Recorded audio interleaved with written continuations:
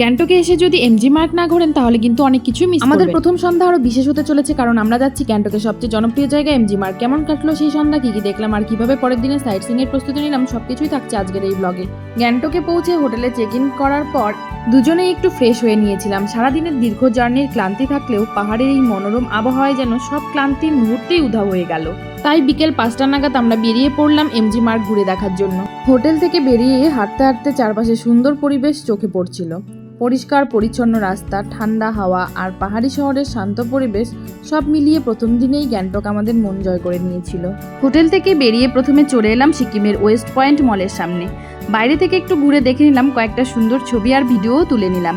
তবে সেদিন আর মলের ভিতরে ঢুকলাম না, কারণ আমরা ঠিক করেছিলাম আজকে পুরো সন্ধ্যাটা গ্যাংটকের এমজি মার্গেই ঘুরে কাটাবো আর পরের দিন সময় নিয়ে ওয়েস্ট পয়েন্ট মলটা ভালোভাবে এক্সপ্লোর করব।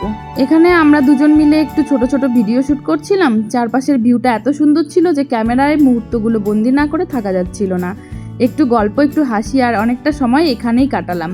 সত্যি বলতে এমন সুন্দর জায়গায় এসে শুধু ছবি তুললেই হয় না, কিছুটা সময় পরিবেশটাকে উপভোগ করা উচিত।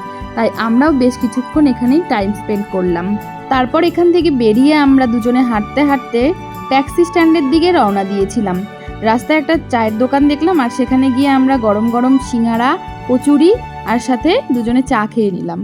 পাহাড়ি আবহাওয়ায় এমন একটা ছোট্ট টি ব্রেক যেন পুরো ভ্রমণের মজাটাই আরও বাড়িয়ে দেয়। এরপর পরের দিনের প্ল্যানটা সেরে নেওয়ার জন্য আমরা ট্যাক্সি স্ট্যান্ডে গেলাম, কারণ পরের দিন সকাল থেকে আমাদের গ্যাংটকের সাইট সিইং শুরু হবে। আমরা ট্যাক্সি স্ট্যান্ডে গিয়ে পরের দিনের জন্য একটা ট্যাক্সি বুক করে নিয়েছিলাম। আর তোমরা যদি চাও এখানে এসে বুক করতে পারো, ডিরেক্ট অনেক ট্যাক্সি আছে। আমরা বুক করেছিলাম old children park local taxi stand থেকে। আর আমরা যে দাদার সঙ্গে ট্যাক্সিতে ঘুরেছিলাম সেই দাদার নাম্বার আমরা স্ক্রিনে দিয়ে দেবো। আর সেই দাদা খুবই ফ্রেন্ডলি ছিল, খুব ভালো ছিল, আমাদের 10টা পয়েন্ট ঘুরিয়ে দেখিয়েছিল খুবই রিজনেবল প্রাইসে। তোমরা যদি চাও তোমরাও ঘুরতে পারো। ফাইনালি পৌঁছে গেলাম এমজি মার্গে। সত্যি বলতে জায়গাটা বাস্তবে যতটা সুন্দর ক্যামেরায় ঠিক ততটা তুলে ধরা যায় না। চারিদিকে রঙিন আলো, সুন্দরভাবে সাজানো রাস্তা, অসংখ্য মানুষের ভিড় আর পাহাড়ি শহরের মনোমুগ্ধকর পরিবেশ, সব মিলিয়ে জায়গাটা যেন অন্যরকম এক অনুভূতি দিচ্ছিল। আমরা দুজন একসাথে অনেকটা সময় কাটালাম, গল্প করলাম, ধীরে ধীরে পুরো এমজি মার্গ ঘুরে দেখলাম। এরপর এখানকার কিছু জনপ্রিয় স্ট্রিট ফুড আর স্ন্যাক্স ট্রাই করলাম। প্রতিটা মুহূর্ত ছিল দারুণ উপভোগ্য। ভ্রমণ শুধু নতুন জায়গা দেখার জন্য নয়, প্রিয় মানুষের সঙ্গে এমন ছোট ছোট সুন্দর মুহূর্তগুলোকে স্মৃতিতে ধরে রাখার জন্যও। আর এমজি মার্গের এই সন্ধ্যাটা আমাদের কাছে ঠিক তেমনই একটি বিশেষ স্মৃতি হয়ে থাকবে। এমজি মার্গে দারুণ একটা সন্ধ্যা কাটানোর পর আমরা বেরিয়ে পড়লাম রাতের ডিনারের জন্য।